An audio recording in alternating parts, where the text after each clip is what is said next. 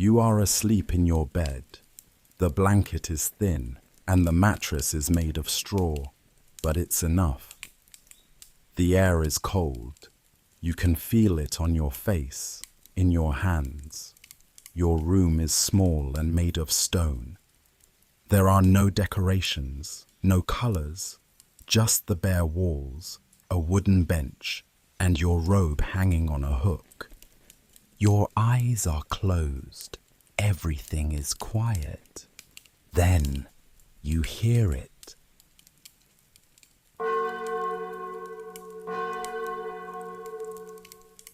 This is how your day begins. You are a monk, and this is Matins, the first prayer of the day. It is still deep in the night. The stars are out. The sun is far away, but already your body knows what to do. You open your eyes. It's very dark. You can barely see, but you know this room well. You sit up slowly. The stone floor looks cold. You pull your robe over your tunic and tie the rope around your waist. The wool feels rough against your skin. You are used to it now. It scratches a little, but it's warm enough. You put on your sandals, old and worn, but they fit. You run your hand along the wall as you step out of your cell. The corridor outside is dim. A few small lamps glow along the wall, their flames dancing inside little glass jars. Their light is soft and golden, casting long shadows. The hallway smells faintly of wax and old stone. You are not alone. Other monks are stepping out too, silent like you. No one speaks. You all walk the same way, moving through the quiet halls like water flowing through stone. As you walk, you hear only the soft shuffle of sandals and the distant wind outside, brushing past narrow windows. The cold air slips through the stone walls, but you keep moving. You reach the chapel. It's a large space, but tonight it feels small and gentle. Candles flicker on tall holders near the altar. Their light moves across the wooden benches and stone floor, making the room glow like an amber lantern in the dark. The air smells of beeswax, old wood, and incense. It's a smell you know well, warm and holy. You dip your fingers in the bowl of water near the door. It's cold. You touch your forehead, your chest, your shoulders. A quiet prayer in your heart. You step inside and take your place among the others. The choir stalls are made of dark wood, smooth from many years of use. You sit, and for a moment the world is still. Then the chanting begins. One voice starts, low and soft. Another joins in, then another. Soon you are all singing together. The words are in Latin, but you know them by heart. You've said them every day, many times. The sound is slow and calm, like a river. Your voice joins the others, not loud, not sharp, just steady, peaceful. Domine, labia mea aperies. O Lord, open my lips. The words rise into the air like smoke, curling through the candlelight, filling the space with peace. You don't think about the time. There are no clocks here, only prayer, only the steady rhythm of the day, shaped by light and darkness, sound and silence. You sing for a long time, psalm after psalm. The night is still deep, but you do not feel tired. You feel quiet inside, like a still lake at dawn. When the chanting ends, there is silence again, a long, gentle pause. You close your eyes and bow your head. Then slowly, everyone rises. No rush, no noise. You leave the chapel just as you came in. Together, quietly, like shadows moving through candlelight. You return to your cell. The cold is still there, but it feels softer now, like a blanket of quiet. You sit on the wooden bench near the wall. A small candle burns beside you. Its flame dances, tiny and golden. You open a small book and begin to read. You read slowly. There is no hurry. The words are soft and simple. They are not for studying. They are for holding in your heart. Outside, the stars are still shining. The world is still asleep. But not you. You are already awake. You are sitting quietly on your wooden bench. Your candle flickers, its golden light gently brushing the pages of the small book in your hands. The flame leans with the drafts that creep in under the door. Outside, the world is still cloaked in deep darkness. The stars are faint now, fading, retreating westward.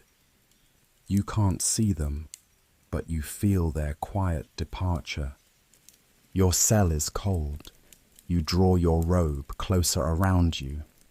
The wool, still scratchy against your neck, holds the night air like a sponge. But your hands are warming now. You've held the book for some time. Your eyes trace each word slowly, peacefully. You don't read to finish. You read to sit with the words. The air smells of candle wax and stone. Behind that, something else, damp earth, carried in by the wind through the cracks in the old walls. You take in the silence. You hear your own breath, the occasional creak of old wood. Somewhere down the hall, a faint cough. The monastery sleeps in layers of stillness. Then another bell. Not the deep wooden knock of matins.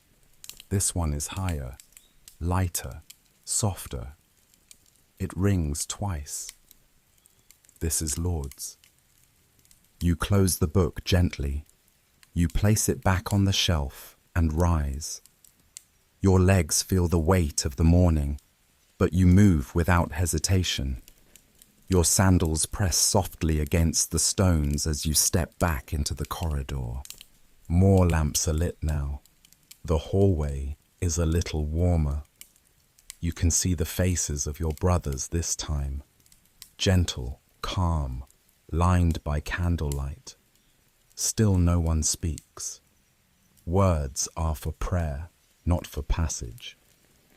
You move together, quietly, through the long, echoing corridor toward the chapel. As you approach, you feel something shift. The sky has begun to change. The windows, narrow and high in the chapel walls, now show a soft, deep blue. The stars are gone. The black of night is turning to a dusty blue-grey. It is not sunrise yet, but you can feel it coming.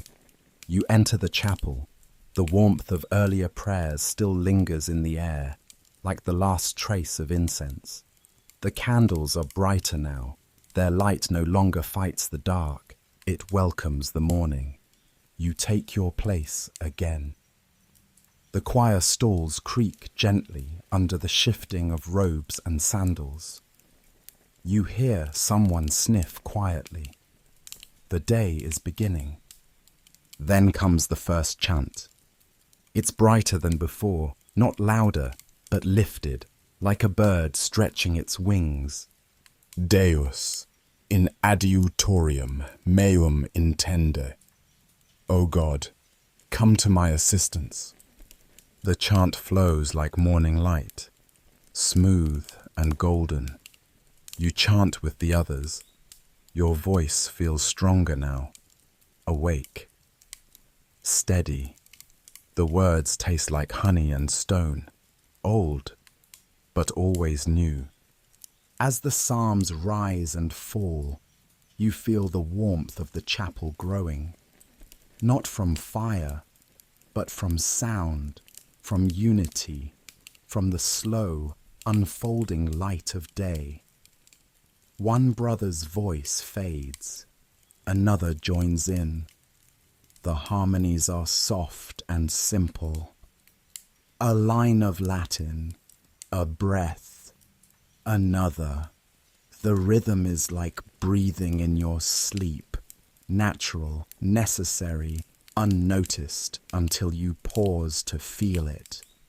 You begin to see more of the chapel now. The stone arches, the worn wood of the pews, the floor, swept clean but marked by centuries of feet. Behind the altar, a stained glass window begins to glow, not in full color yet, but touched with pale silver. The sun is still below the horizon, but its light is already reaching. You close your eyes for a moment while you chant. You feel the wooden bench beneath you, smooth and cold, the wool of your robe against your skin, the soft dryness of the air, the vibration of your voice in your chest. The prayers continue. The Benedictus, the song of Zechariah, is sung now, the final jewel of morning praise. You sing it slowly with reverence. Blessed be the Lord, the God of Israel. The words are full of promise, of light, of beginnings. Each syllable is a step into the day ahead. Then silence returns. It is not the silence of sleep. It is the silence of readiness. The prayers end with a soft blessing from the abbot. He raises one hand. His voice is calm and deep. May the Lord bless us, protect us from all evil, and bring us to everlasting life. You cross yourself, slowly, mindfully. You rise. The chapel is now glowing softly. The stained glass behind the altar shimmers with pale gold and soft blue. Outside, the light is growing. You step out into the corridor again. This time, the windows show the world. Mist on the grass, the first light crawling across the stone courtyard. You walk in silence. But this silence feels different than before. It is full of birdsong, even if you can't hear it yet. It is full of breath, of sky, of light on the way. You return to your cell. You fold your robe a little tighter around you. You sit again at the bench. There is still time before the next bell. Time to sit, to pray, to think, to listen. You look out the small window near your desk. It faces east. The sky is no longer blue-grey. It is golden, streaked with pink and pale orange. The sun is just below the edge of the world, about to rise. You take a breath, deep and slow. This is the beginning of the day, and you are ready for it. You rise from your bench in the still morning light. The candle in your cell has burned down to a soft, glowing nub. Its wax pools around the base, hardened into gentle folds like old parchment. You press your palm briefly to the wooden tabletop, warm from the flame, and then stand. The prayer book rests closed and still beside it. You will return to it later. Your sandals whisper across the stone floor as you step into the hallway. Now, with the sun rising outside, the monastery begins to reveal itself in full. No longer just shapes in darkness, the stones of the walls show their age, cool greys, worn browns, and tiny cracks filled with dust. The floors are smooth from centuries of footsteps. These same stones carried the souls of monks who came long before you.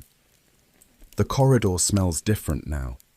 Not just wax and stone, but food, soft, gentle smells. The nutty aroma of barley cooked slowly over low heat, the sharp tang of apples recently peeled, and the unmistakable scent of bread, warm, crisp, and alive with yeast. It drifts toward you like a whisper, carried in by the breeze slipping down the halls. You pass through the cloister garden on the way to the refectory. The garden is awake now. Pale light drapes over the grass and the low stone walls that border the flower beds. Bees begin their slow, early wandering among the blooms. The lavender sways gently, its purple heads heavy with dew. You pass close to a rosemary bush, brushing its leaves ever so lightly with your sleeve. The scent it leaves behind is woody, clean and grounding. You breathe it in. A soft rustling comes from a patch of ivy climbing up a nearby column. A sparrow, fluffed from the morning chill, hops out and vanishes into the vines again. In the center of the garden, the fountain sings its steady, simple song. Water falling over stone. It has done so for generations, and this morning is no different. You slow your steps. There is no need to hurry here. Each movement is part of something larger, each step an offering. The door to the refectory opens ahead. Thick wood, banded with dark iron, worn smooth at the handle. You step inside and are greeted by warmth. Not heat exactly, but a softness in the air. It smells like steam and baked crust and wooden tables scrubbed clean. The refectory is long and quiet. The sun is higher now and shines through the upper windows in golden beams, striking the tops of the benches and pooling in patches along the stone floor. Dust hangs in the light like tiny stars, drifting slowly down. The walls are bare but beautiful, aged plaster, faded in spots, and the high timber beams stretch overhead like the ribs of a great wooden ship. You take your seat along one of the long tables. The bench creaks as you settle onto it, your hands folding gently in your lap. You don't speak. No one does. This is not a time for talking.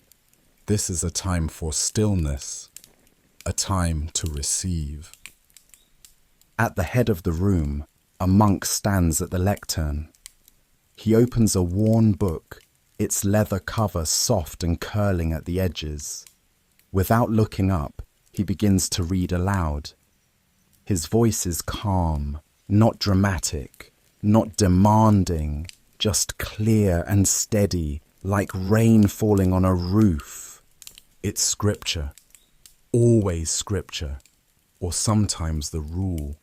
The words flow over you gently. As he reads, bowls begin to pass down the tables, quietly, one pair of hands to the next. No one speaks. There's a rhythm to it, a slow, smooth current of giving and receiving. Your bowl is simple, clay, handmade, slightly uneven. It holds steaming porridge, thick with barley and oats. The scent is warm and earthy. Alongside it, a piece of coarse brown bread sits on a wooden tray. It's still warm from the oven, the crust slightly cracked. the inside soft and dense.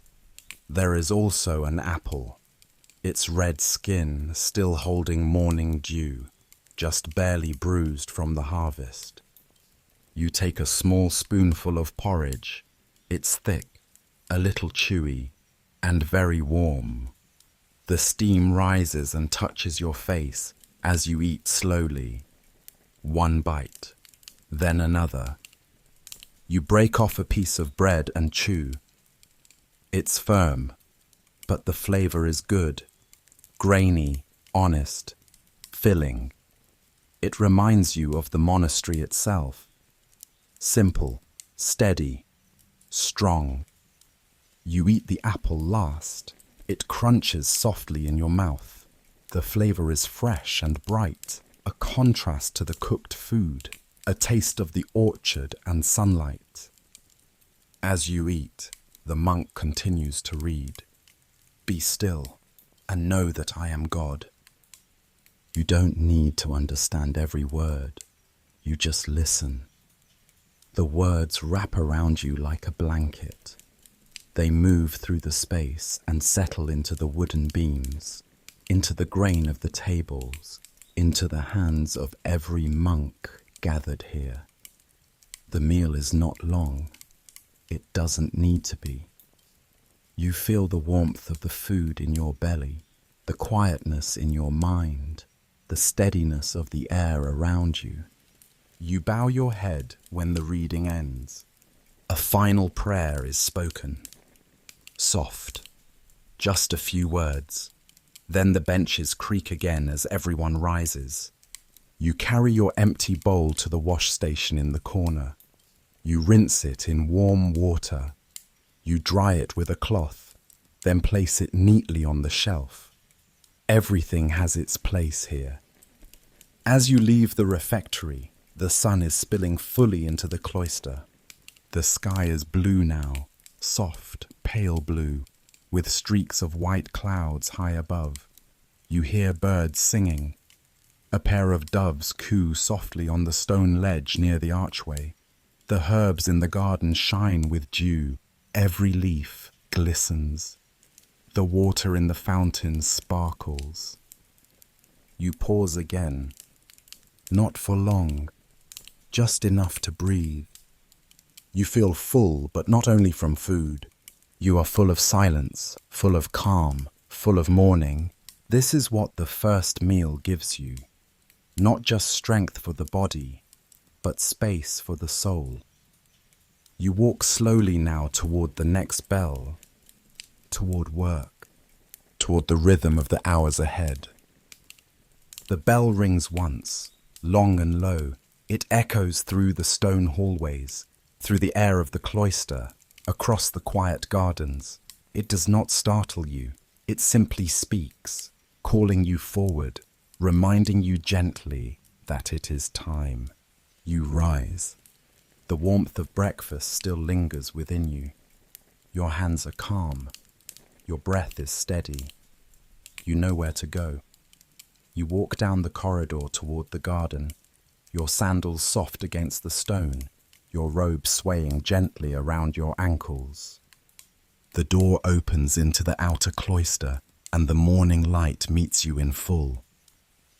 The sun is now above the monastery walls. Its light covers the garden in gold. Dewdrops shimmer on the grass, like tiny stars clinging to each blade. The air is cool but no longer cold. It smells of earth, of herbs, of sunlight warming wet stone. A thin breeze stirs the leaves, and in the stillness you hear the soft rustle of green things waking up. You step into the garden. It is enclosed on all sides by the monastery's stone walls. Tall arches line the walkways. Vines climb their way up the columns like slow-moving rivers of green. Inside, the garden is simple. Orderly beds of vegetables, small clusters of herbs, and a few fruit trees growing steadily, quietly, toward heaven. This is your work. This is your place. You walk slowly across the grass. It brushes your ankles and leaves them damp. You kneel beside a row of green shoots, onions perhaps, or young leeks. You rest your hands in the soil. It's cool and soft, the texture rich with the memory of rain and roots. You begin to work. You don't speak. You dig gently around the base of each plant, loosening the earth so water can settle in deeper. You pull weeds carefully, gently, so as not to disturb what should remain. You move with care, with purpose, but without hurry. All around you, other brothers work too. One is trimming the rosemary hedge with a small knife. Another carries a wooden bucket to the well. Another bends over a bed of beans, his shadow long in the sun.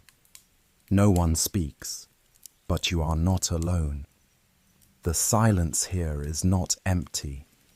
It is full, with birdsong, with the sound of bees drifting from bloom to bloom, with the hum of the wind moving through leaves. You lift your head and breathe deeply. The smell of soil, of time crushed underfoot, of distant lavender in bloom. Above you, the sky is wide and blue. A few white clouds pass slowly. Far in the distance, a lark sings, a high, clear note that rises above the garden and then falls again like a leaf on the wind.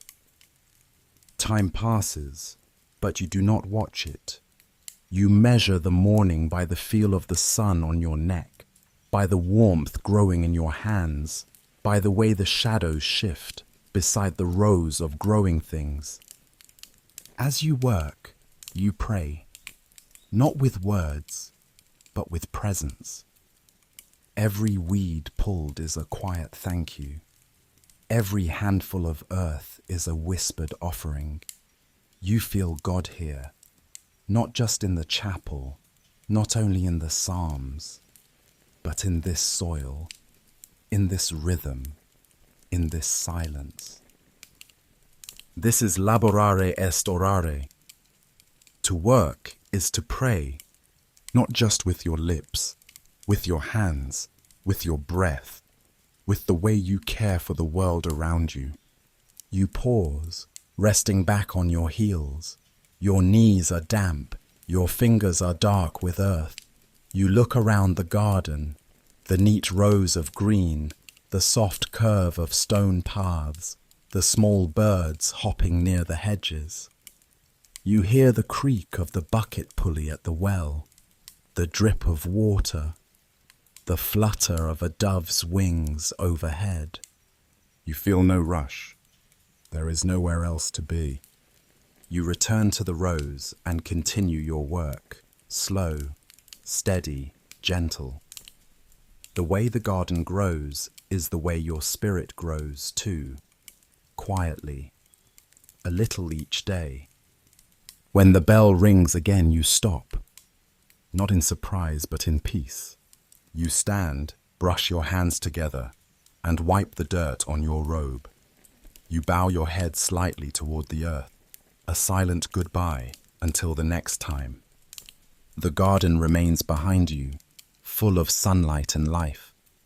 And you return to the stone halls, your hands warm, your heart steady, and your soul watered like the soil beneath your feet. The work bell has rung, and your time in the garden is complete for now. You have returned to the monastery through the cloister walk, your sandals brushing dry leaves along the edges of the stone path. The morning sun follows behind you, pressing soft golden light against the walls. You carry the warmth of the garden on your skin. Your hands still smell of thyme and soil. Your robe is dusted faintly with earth, and your breath feels fuller for having spent time in the open air. You walk now through a narrower corridor, quieter, cooler. The windows here are higher and smaller, letting in soft ribbons of light that stripe the floor like pale brushstrokes. You reach a thick wooden door, and as you pull it open, the air inside changes immediately. The scriptorium, you step into silence. But it is not a silence of stillness. It is a silence filled with careful movement, quiet thought, and sacred work.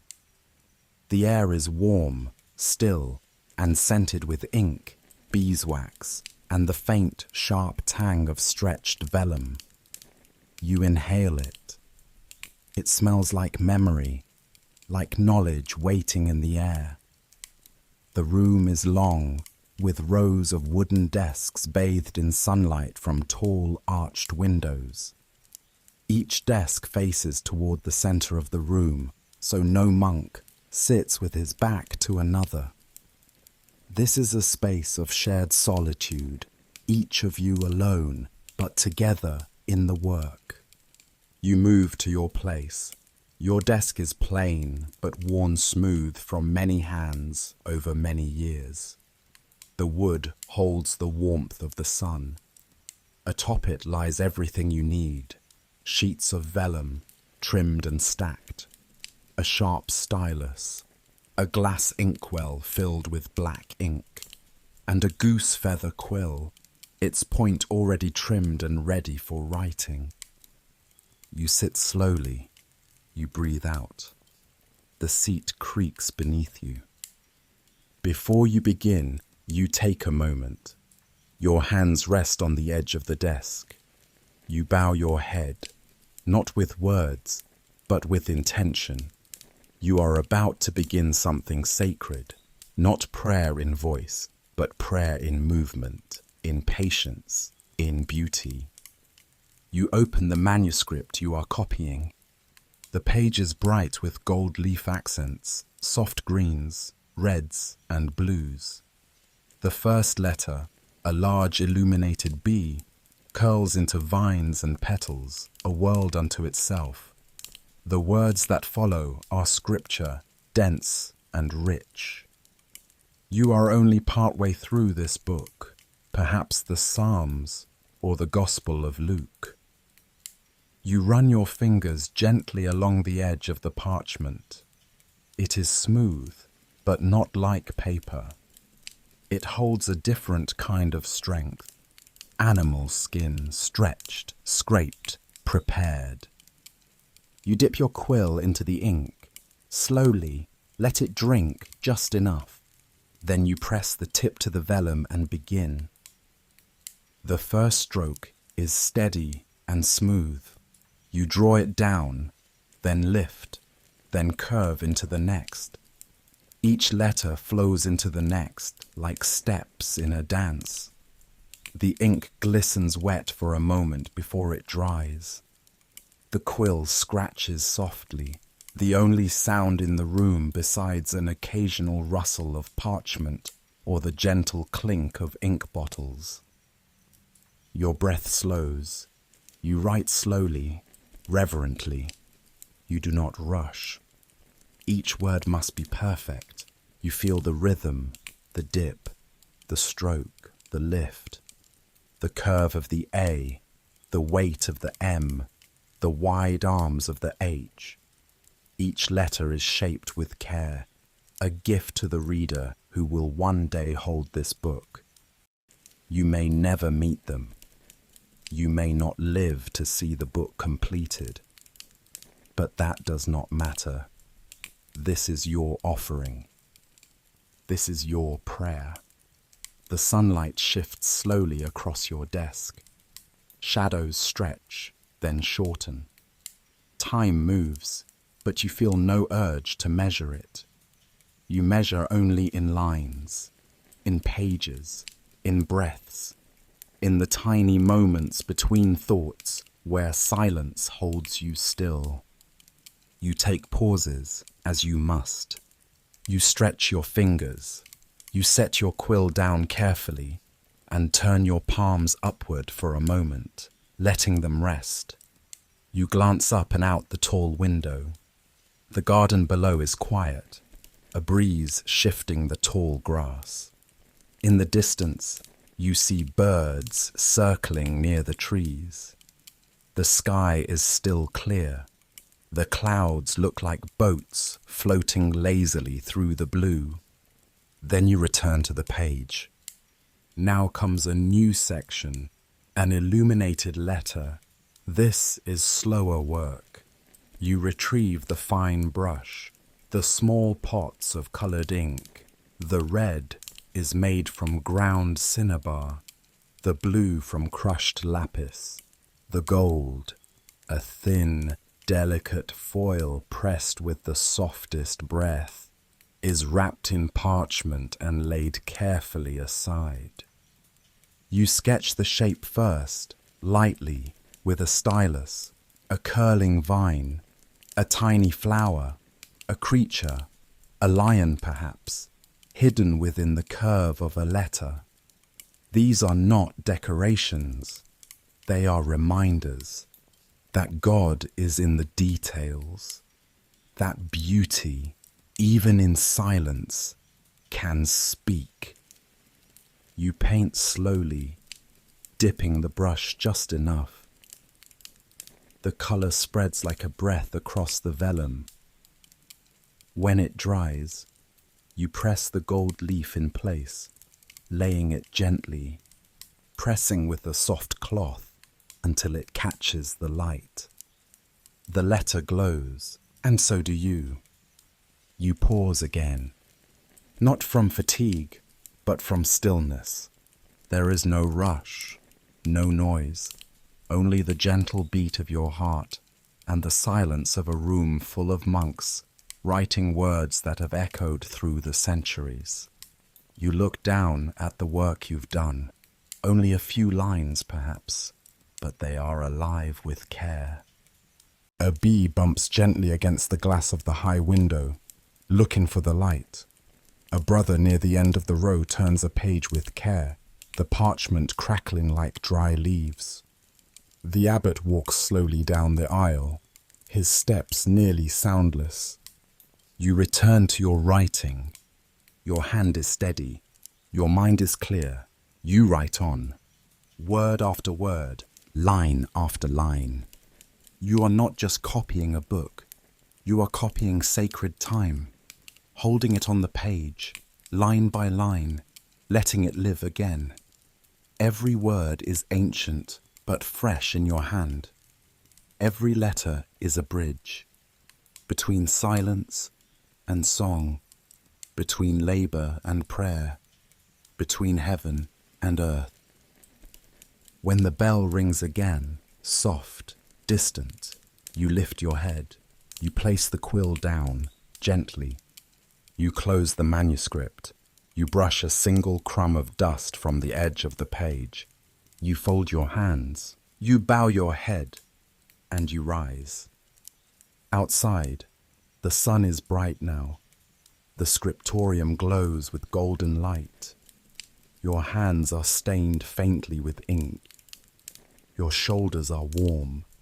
Your heart is quiet. You leave the room as slowly as you entered. The words stay behind. But the peace walks with you. The scriptorium fades behind you, its soft light and quiet words still warm in your chest.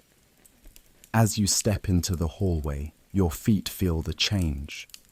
The stone under your sandals is cooler now, even though the day has grown warmer.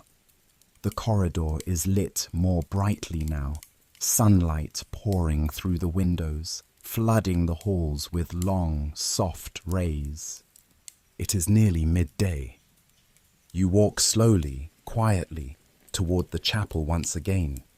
Your steps are not rushed. The bells do not command you, they invite you. You move through the monastery like a stream, guided by the slope of time, by the rhythm of prayer. Outside the windows, the garden is in full bloom. You catch glimpses through the arched openings, bees moving between the flowers, green leaves stirring gently in the wind, shadows rippling across the grass like silk. The world beyond these walls hums with quiet life. But your focus turns inward. The bell rings. Its sound is smooth and round, like a stone dropped gently into still water. It echoes softly down the halls. This is the hour of sext, the 6th hour after sunrise. Midday prayer. You enter the chapel.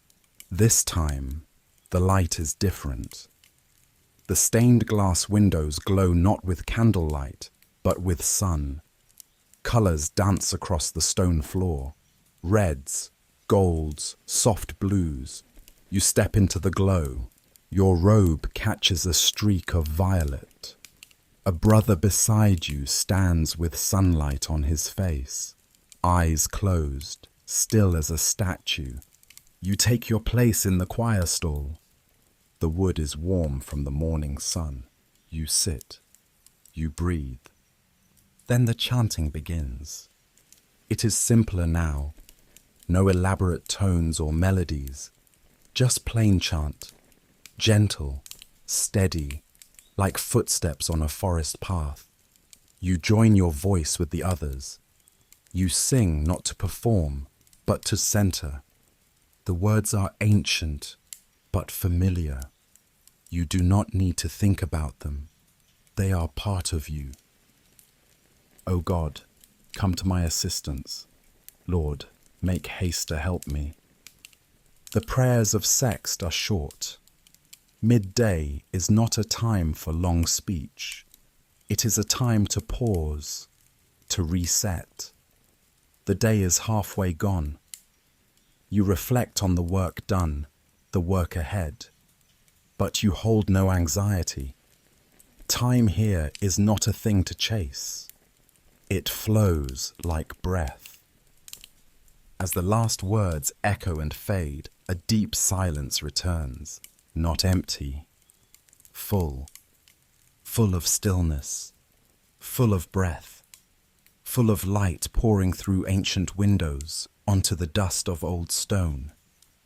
You bow your head, you rise with the others, and you leave the chapel. Outside, the world feels brighter. The air is warm now. The birds in the cloister sing more boldly. The flowers are open wide. You return to your cell, not because you are finished, but because the rhythm says, rest. Yes, rest. In the middle of the day, after work and prayer, before more labor, there is a gift, a short moment of stillness. You step into your room. It is cooler inside. The stone walls hold the morning's chill. You sit on your wooden bench and loosen your belt slightly. You breathe in deeply. Your cell smells of wood, wool, and a bit of ink from your fingers. The candle is unlit, but its scent lingers. You do not speak. You do not read. You simply sit. You close your eyes. You are not sleeping. Not fully, but you rest. You let the body soften. Let the mind drift like a leaf on slow water. You listen to the silence around you, within you.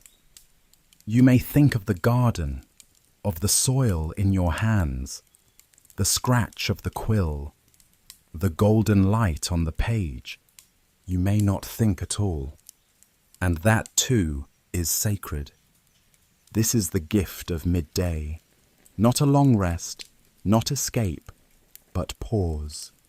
The day bends here at its middle, and you breathe with it. When the time comes to rise again, you will do so gently, refreshed, recentered, ready to meet the rest of the day with open hands and quiet heart. But for now, you sit in stillness, and the monastery, all around you, breathes with you. The stillness of midday has passed. You rise quietly from your bench, the wooden legs creaking softly as you stand. The short rest has left your limbs loose, your mind clear, your breath deep. Outside your cell, the monastery is hushed but alive. A few sandals shuffle down the hallway. Doors open and close in slow rhythm. The bell has not yet rung, but you know it is nearly time. The second meal of the day approaches. You step into the corridor and follow the same familiar path as before. The hallway is brighter now, afternoon sun streaming through the windows in wide golden bands. Dust dances in the light like falling petals. The stones beneath your feet feel warmer. The air smells faintly of steam, of fresh cut herbs, of roasted vegetables. As you pass through the cloister garden, the fountain still trickles gently, its waters catching sunlight like crystal threads. The bees are slower now, their morning energy softened into a lazy hum. A breeze passes through the lavender and rosemary, brushing your robe with the scent of clean, sharp green. You enter the refectory. The wooden door swings open with a low groan. Inside, the long room glows with afternoon light. The high windows pour gold over every surface. The stone floor, the beams above, the tables below.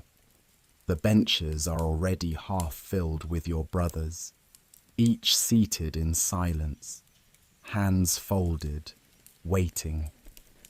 You find your place. You sit slowly. The same monk who read aloud during breakfast now stands again at the lectern. He waits. The room stills. Then the abbot enters, his steps measured, his robe flowing like a shadow across the sunlit floor.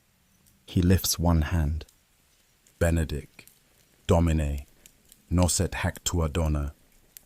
His voice is gentle, low, carried by the silence. You bow your head. The blessing ends. The meal begins. Again, no words are spoken. Bowls are passed, hands moving calmly from one to the next. Today's meal is simple, as always. A thick stew, lentils and root vegetables simmered with herbs from the garden. The smell is earthy, warm, slightly sweet. Alongside it, another slice of bread, less crusty now, softer, slightly cooled from the morning's baking. A small dish of soft cheese sits next to it, with flecks of dill on top. And water, cool and clear, poured from a clay jug, filling each cup with slow precision. The monk at the lectern begins to read. His voice breaks the silence, but only just. It is soft, unhurried, rising and falling with peace. He reads a passage from the Rule, words about humility, about charity, about balance. You take your first spoonful of stew. It is warm, hearty, and simple. The vegetables are soft, the lentils firm. The flavors are familiar, but never tiresome. Each bite fills not just your stomach, but something deeper. A satisfaction that comes from enough. Not too much, never too much, but always enough. The bread tears in your fingers, firm and spongy. The cheese spreads softly across its surface, tangy and clean. You chew slowly. You drink the water, cool, refreshing, with a faint taste of stone and earth, like it came straight from the monastery's deep well. Around you, your brothers eat in silence. There is no clatter of dishes, no scrape of cutlery, just the soft movements of mouths and hands, the gentle creak of benches, the occasional swallow, the steady, unbroken voice of scripture floating above it all. You do not look around often. You do not need to. You feel the presence of those beside you, each man sharing the same food, the same rhythm, the same silence. The reader speaks of self-control, of living simply, of loving the quiet. You nod slightly, though no one sees it. These words are not new, but they are always welcome. Like warm bread, like a familiar song, they remind you of who you are, of what you chose. The meal nears its end. You wipe your fingers on a cloth. You drink the last of your water. The bowl before you is empty. You feel full but light, grounded, present. The abbot lifts his hand once more. Gratias agamus Domino Deo nostro, or let us give thanks to the Lord our God. The response is soft, nearly whispered. You bow your head. The reader closes the book. The refectory grows still again. You stand. You carry your bowl to the washing table. You rinse it in silence. The water is warm. You dry it gently and return it to the shelf. Each motion is unhurried. Each motion is enough. You step back outside. The sun is still high, but lower now. Angled light stretching across the cloister stones. The breeze is cooler. The shadows are longer. The monastery breathes with you. You walk slowly, with hands clean, heart quiet, and body nourished, not only by food, but by silence and the presence of your brothers beside you. There is more work ahead, but for now, you carry peace. You leave the refectory quietly, your hands still warm from rinsing your bowl.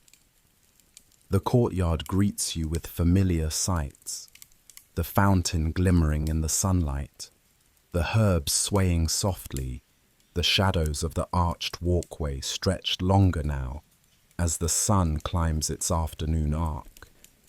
There is no urgency in your step, but no hesitation either. You know where to go. It is time for afternoon labor.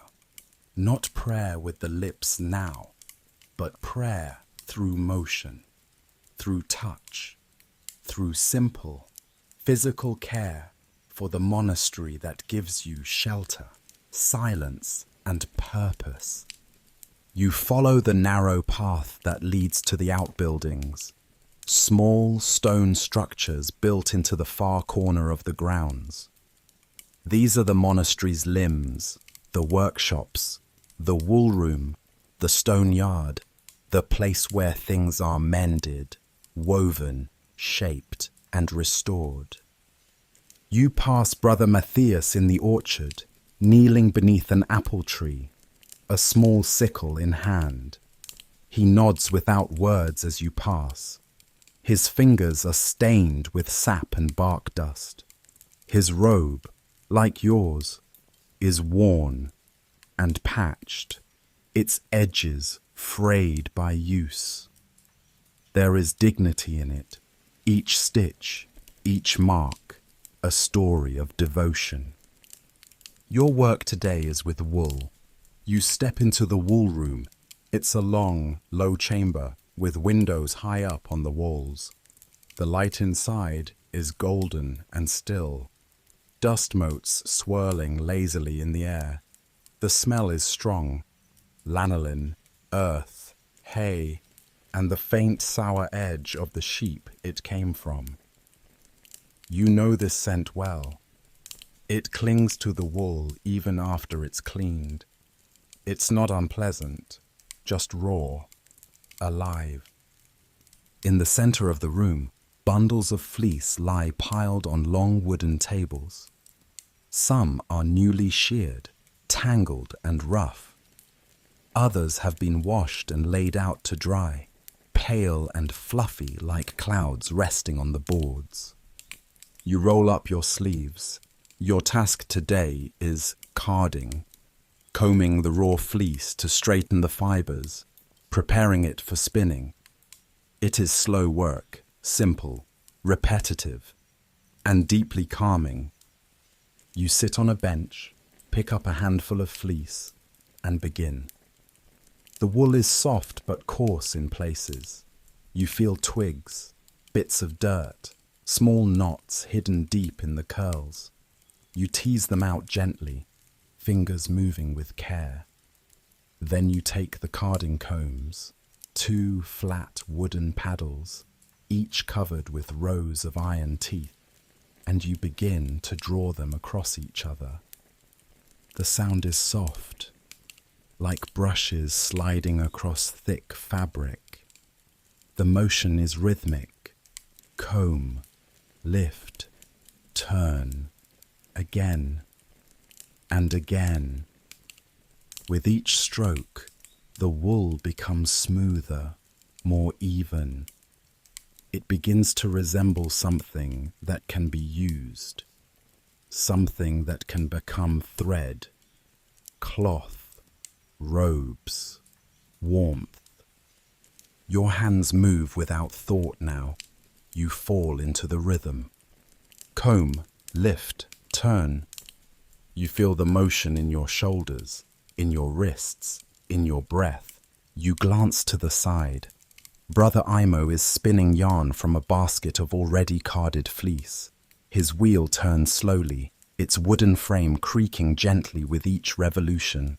His foot works the treadle like a heartbeat. The wool slips through his fingers and tightens into a perfect line. A single thread, strong because it is patient. You return to your task. Comb, lift, turn. The window above your bench lets in a shaft of warm light.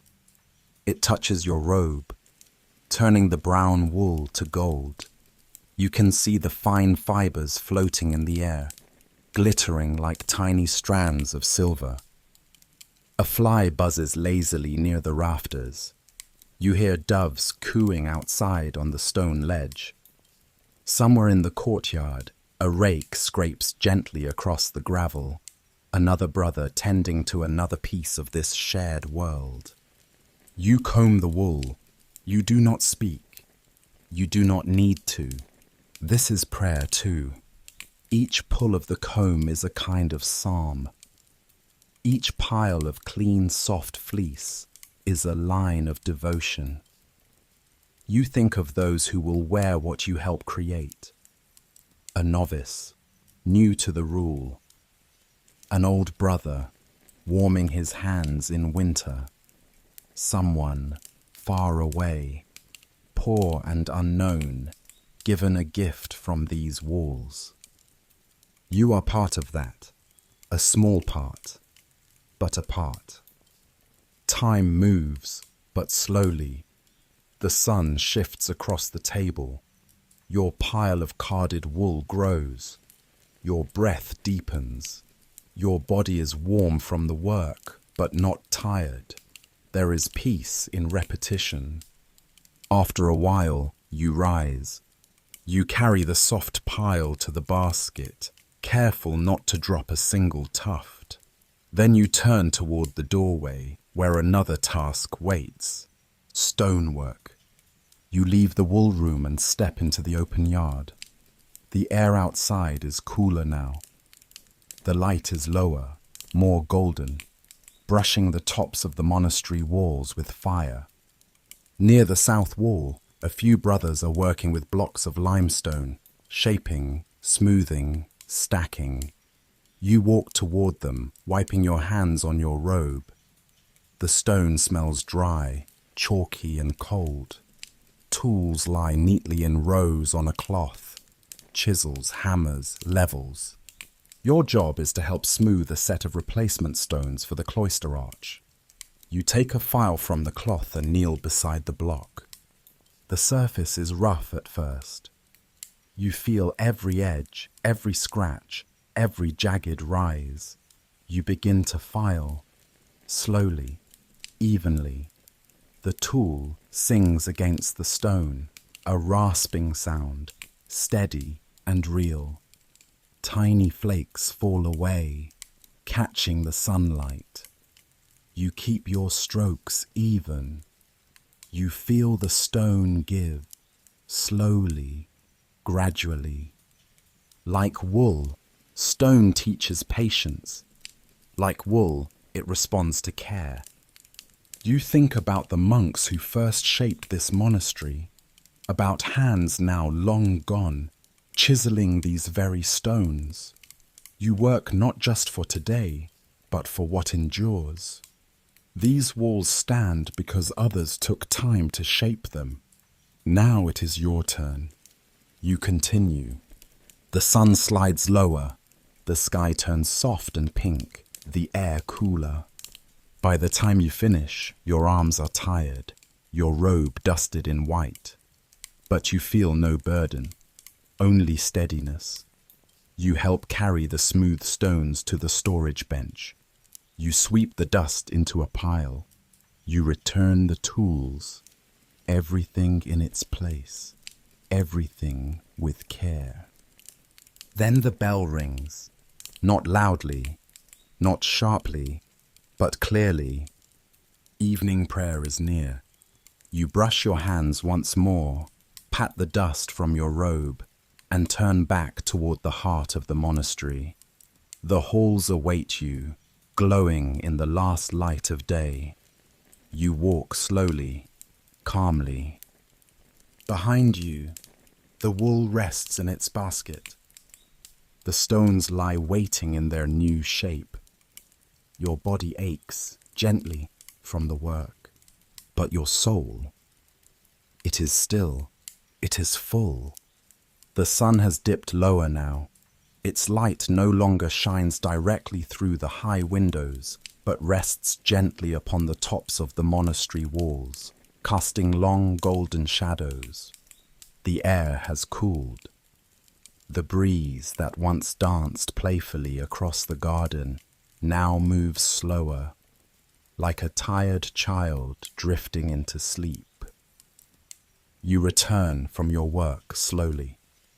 The stone dust still clings faintly to your sleeves, and your hands carry the scent of wool and limestone. But you feel calm, centered. The physical labor has grounded you, emptied the noise from your thoughts, and left space for stillness to take root. The bell sounds again, not sharp, not urgent, but low and rich, like the closing of a great wooden door. It echoes across the monastery, across the stone arches, through the cloister, and into your chest. It vibrates in your ribs and tells you, it is time. Vespers, evening prayer. You move through the hallway, passing others along the way. No one speaks, but you feel the silent kinship, each of you returning from your small corner of the day's work. Each of you drawing back together like threads in a tapestry, weaving once more into a single cloth of quiet worship. The chapel door is open. Inside, the light has changed. It is no longer the light of day, but of fire. Candles flicker in their holders along the walls, casting long, slow shadows. The stained glass windows now glow faintly with the last breath of sunlight. Deep reds, dusky blues, fading gold. The room feels softer, warmer, wrapped in twilight. You step inside. The wood beneath your sandals creaks gently. You breathe in. It smells of beeswax, old stone, and lingering incense from the morning. You take your place in the choir stall, your robe settling softly around your legs. Your hands fold in your lap. You close your eyes. The silence here is deep, but not empty. It holds the day within it. Then softly, a single voice begins the opening antiphon. O God, come to my assistance. Others join in. The chant rises like smoke, slow, solemn, rich. You sing too. Your voice blends with the others, not loud, not seeking to rise above, but to join. Together, you carry the psalms, verse by verse, like lanterns through the dimming evening. Your breath moves with the words. Your heart slows. The flicker of candlelight on the wooden beams above seems to sway in time with the chant. The stone walls catch the sound and return it gently. You feel enclosed, not trapped, but held, sheltered, like a child beneath a warm blanket, like a small boat in a calm bay. The Psalms for Vespers speak of trust, of rest, of release. The Lord is my light and my salvation. You hear the words. But more than that, you feel them, like hands on your shoulders, like a whisper in your ear, like the soft rustle of wind through the trees just before nightfall. The prayers continue. You chant the Magnificat, the Song of Mary. It is the heart of evening worship. You rise slightly in tone, not in volume. The melody is gentle, rising and falling like a slow tide. My soul magnifies the Lord. Each word feels sacred, ancient, and yet fresh. Spoken now, in your voice, at this moment. When the final verse fades, the silence returns. And in it, peace. You lower your head. The abbot speaks the closing prayer, his voice deep, quiet, and full of time. Then the candles are blessed. You watch the small flames dance. They glow more brightly now, as the last daylight dies outside the chapel windows. The darkness beyond the walls has deepened, but here, within, light remains. You rise. You walk slowly out of the chapel, your feet quiet on the floor. Outside, the sky is indigo. A few stars have begun to appear. The cloister garden is nearly still. The fountain's trickle is the only sound. You pass beneath the archway and make your way back to your cell. The day is almost done, but not yet. There is one more prayer still to come, one more moment of stillness before you sleep.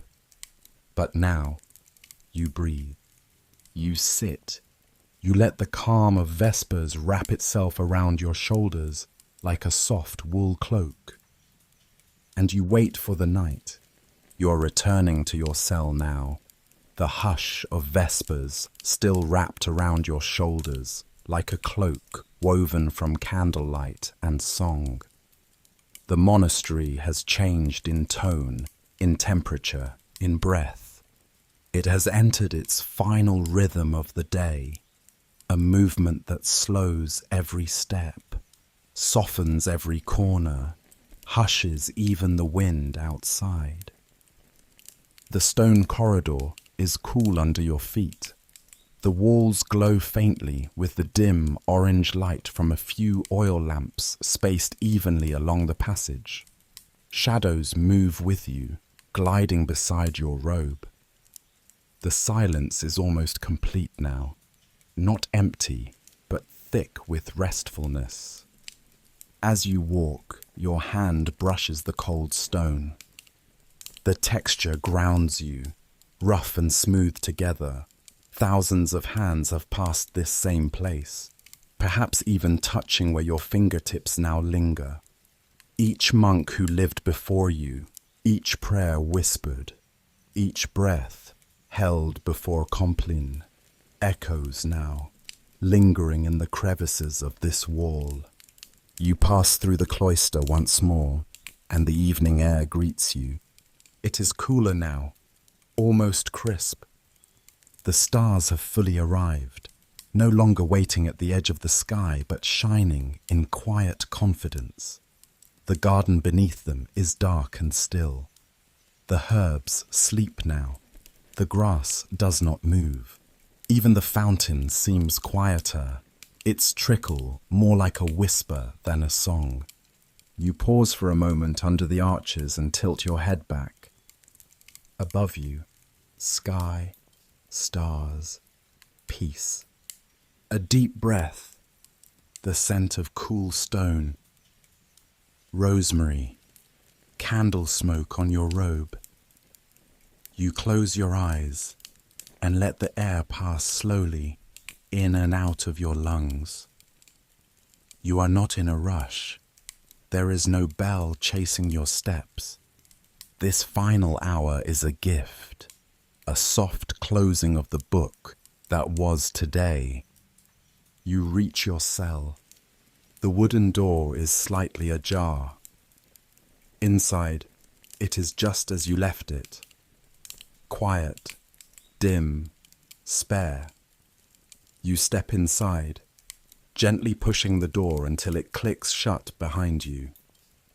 The room holds a comforting stillness. Your wooden bench sits against the far wall. Your folded blanket rests at the end of your cot. The small, round window above your bed shows a sliver of starlight. One candle flickers gently in its holder. Its flame leans ever so slightly with the air, casting long shadows that sway on the stone. You sit on the bench, your hands resting loosely in your lap. You breathe again, deeper this time. The kind of breath that draws the day out of your bones and lets the silence settle in its place. You remove your sandals. The stone floor is cold beneath your feet, but welcome, honest. You slide your fingers over your palms, rough from work, still smelling faintly of wool and ink and earth. There is still time before the prayer of Compline begins in the chapel, but already you feel your body turning inward. You rise and light a second candle from the first, carrying it with steady fingers out into the hallway once more. Others have begun to appear, brothers emerging from their cells, robes rustling softly, feet quiet against the stone. No one speaks. No one needs to. You move together toward the chapel, each step slower, more deliberate than earlier in the day. When you arrive, the chapel doors are open. Inside, the darkness has deepened. The candles along the wall flicker gently. Their light touches the wooden beams above, like threads of gold hanging in the still air. The stained glass windows are now blackened by the night outside, becoming mirrors that reflect your movement as you enter. You take your place. Your breath deepens. Your shoulders fall. You rest your hands, palms open on your thighs. The abbot enters last. He moves without sound. He bows slightly at the front, then turns to face you, and the chant begins. It is slower than any chant before, lower, more intimate. It does not rise into the rafters. It stays close, close to your skin, your breath, your chest. The words are familiar, gentle, full of quiet strength. Protect us, Lord, as we stay awake. Watch over us as we sleep. You sing, not with volume, but with presence. Your voice joins the others. No harmony, just unity. A line of sound that moves like a current through still water. That awake, we may keep watch with Christ, and asleep rest in his peace. The psalm that follows is short, just a few verses, but they are spoken slowly, deliberately. Every syllable feels carved, like soft rain tapping on wooden beams. Between the verses, silence holds its breath. Even the candle flames seem still. You feel yourself slowing, not just in body, but in thought. The world outside these walls fades. The garden, the stars, the sky, they remain. But they recede into a kind of gentle distance, leaving only this room, this moment, this breath. The prayer continues, words of release, of surrender, of letting go. Into your hands, Lord, I commend my spirit. It is not dramatic. It is not desperate. It is simply true. You bow your head. You let the day fall away. Every task, every moment, laid down, like tools at the end of work. You hear the closing blessing, then the chant of Simeon. Now, Lord, you let your servant go in peace. It flows over you like warm water, like evening wind through trees, like the hush of snow falling through a forest. Your word has been fulfilled. The last note fades into silence. No one moves. No one speaks. Then, slowly, you rise. The abbot bows once more. You follow, turning back into the quiet hallway. The candle in your hand lights your path back to your cell. The air smells of wax and stone. Your footsteps are soft. The monastery sleeps around you, not in unconsciousness, but in devotion. It sleeps the way a tree does, the way the sea rests between tides, the way a soul breathes when nothing is asked of it but to be. You reach your door. You step inside. You set your candle down and sit again on the bench. You do not rush to lie down. You sit for a while longer, letting the last traces of chant echo in your chest. You feel your heartbeat, slow, steady, patient. You feel the softness of the robe at your wrist, the coolness of the air on your cheek, the slight creak of the wooden wall beside you as it settles into the night. And then, quietly, you rise once more. You move to your cot. The blanket feels heavy in your hands, but not burdensome. You unfold it slowly. You sit on the edge of the bed and slip beneath it. The wool is rough, but familiar.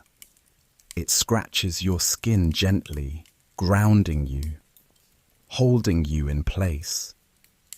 You lie on your side. The candle flickers beside you. The shadows it casts stretch across the stone like fingers reaching for stillness. You close your eyes. You do not rush sleep. You let it come like evening fog, slow, quiet, covering everything gently. Outside your window, the stars watch silently. The wind moves like breath through the monastery walls. And the last thought in your mind is not a word, but a presence. You are not alone. The candle by your bedside is nearly spent.